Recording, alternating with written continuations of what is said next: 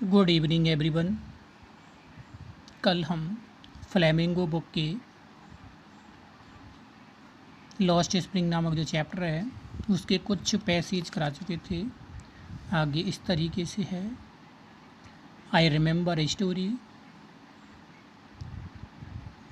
A man from Udupi once told me.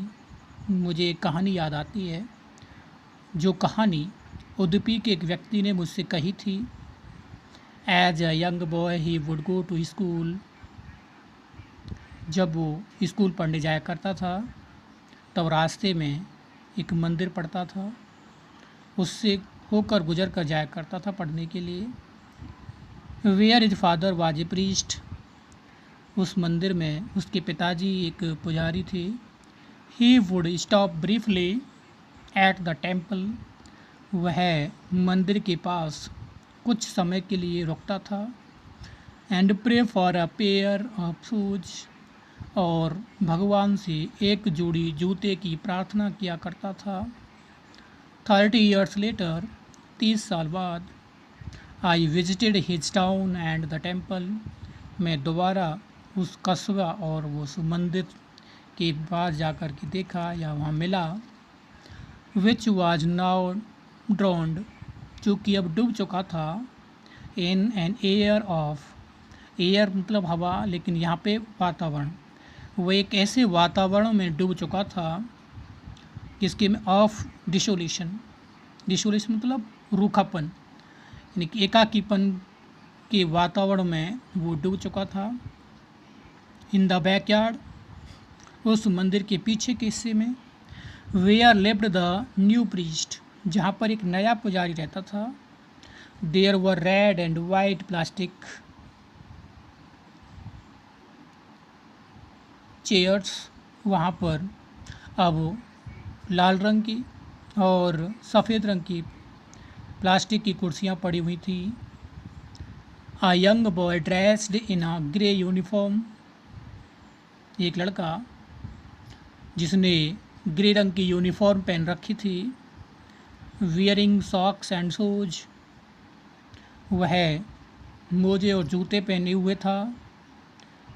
Arrived painting, वह हाँफता हुआ वहाँ पहुँचा। पेंटिंग मतलब हाँफना। And through his bag on the folding bed, और उसने अपना स्कूल बैग मुड़ने वाले बेड पर जाकर के फेंक दिया। लुकिंग एट द बॉय, उस लड़के की तरफ देखते हुए। आई रिमेंबर्ड, मुझे याद आया। द प्रेयर एनोदर बॉय, इसी तरीके की प्रार्थना किसी दूसरे लड़के द्वारा की गई। Had made to the goddess, उसने देवी से प्रार्थना की। When he had finally got a pair of shoes, जब उसे एक जोड़ी जूते मिल गए तब उसने देवी से प्रार्थना की। Let me never lose them, हे देवी ऐसी कृपा करें कि मेरे ये एक जोड़ी जूते मुझसे खोए नहीं। The goddess had granted his prayer, देवी ने उसकी प्रार्थना को स्वीकार किया। Young boys like the son of the priest, यानी कि ये जो रैक पिकर्स थे, कूड़ा इकट्ठे करने वाले लोग, बच्चे, वो बिल्कुल वैसे थे जैसे कि उस पुजारी के बच्चे की तरह। ना वो शूज, जैसे कि उस पुजारी के बच्चे ने जूते पहन रखे थे उसी तरीके से ये भी बच्चे थे कूड़ा इकट्ठे करने वाले।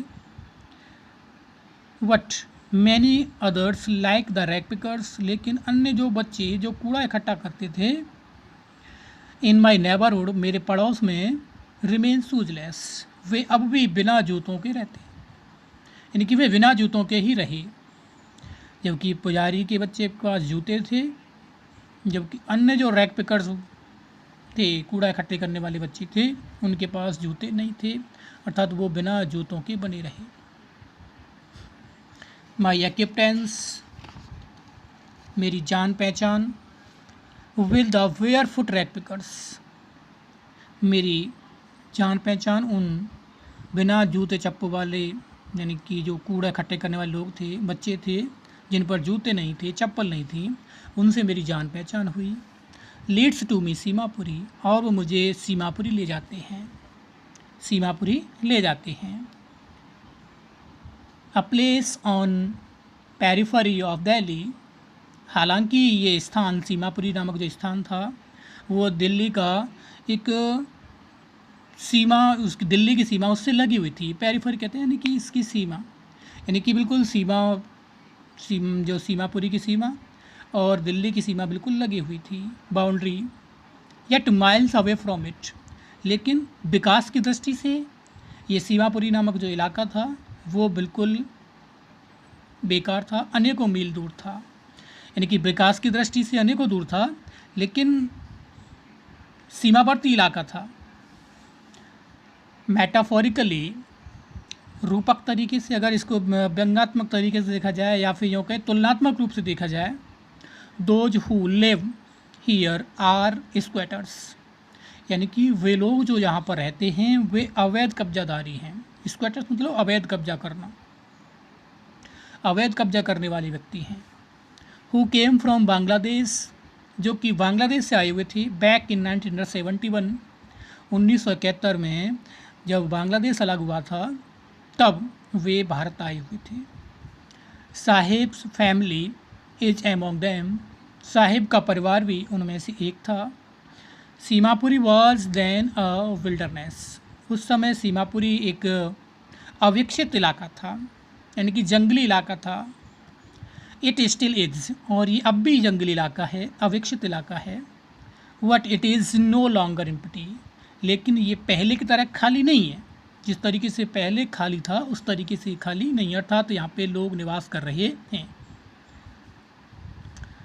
इन स्ट्रक्चर्स ऑफ मड, यानी कि मिट्टी से बने हुए मकान उनमें निवास कर रहे हैं।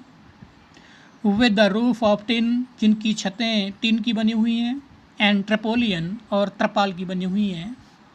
डिवॉइड ऑफ सेवेज, जिनमें यानी कि जो मल निकासी की व्यवस्था है, गंदा पानी की व्यवस्था है, उससे परी है। डिवॉइड मतलब परे। ड्रेनेज एंड रनिंग वाटर, यानी कि गंदा पानी, मलमूत्र का पानी, सेवरेज लाइन का पानी, इनकी व्यवस्था उसमें नहीं है, इनका विकास वहाँ पे नहीं हुआ। लिव 10,000 ट्रैक पिकर्स, अब वहाँ पे लगभग 10,000 कूड़ा इकट्ठा करने वाले लोग रहते हैं। They have lived here for more than 30 years, वे वहाँ पर लगभग 30 साल से अधिक समय से वहाँ रह रहे हैं। विदाउट एन आइडेंटिटी, बिना किसी पहचान पत्र के। विदाउट परमिट्स, बिना किसी परमिट के।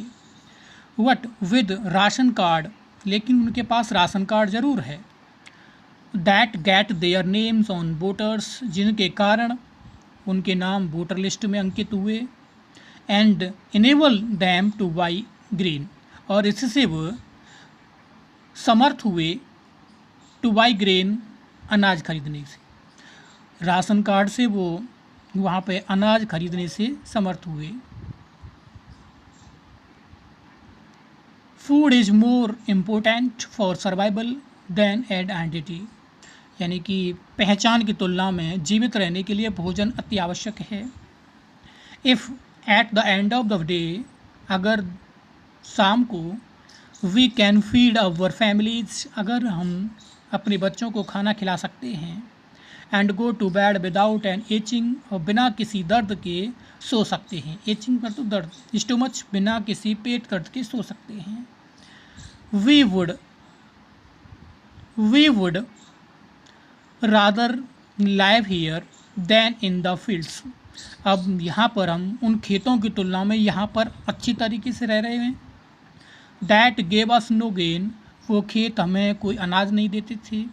से अ ग्रुप ऑफ वोमेन, यानी कि एक समूह में एक कुछ महिलाएं थीं, उनमें से एक ने कहा ये जगह हमारे लिए उन खेतों से अच्छी है, वो खेत जो हमें अनाज नहीं देती। इन टैटर्ड साड़ीज, जो महिला, टैटर्ड कहते हैं फटी हुई, जो महिला फटी हुई साड़ी पहनी हुई थी, उसने कहा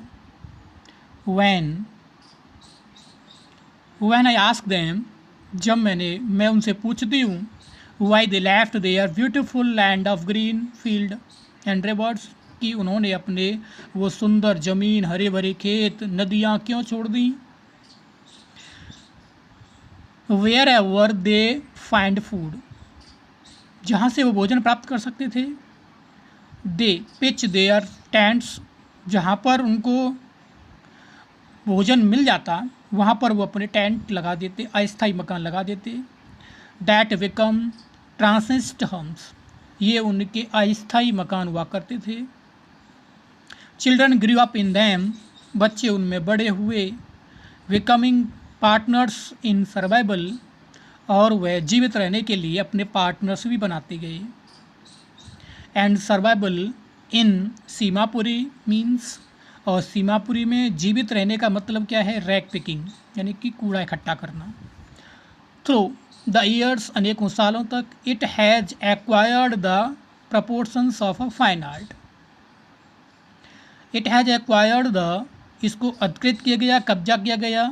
the proportions of fine art, एक अच्छी कला के समानुपात में, अच्छी कला के समानुपात में उसको कैप्चर्ड किया गया।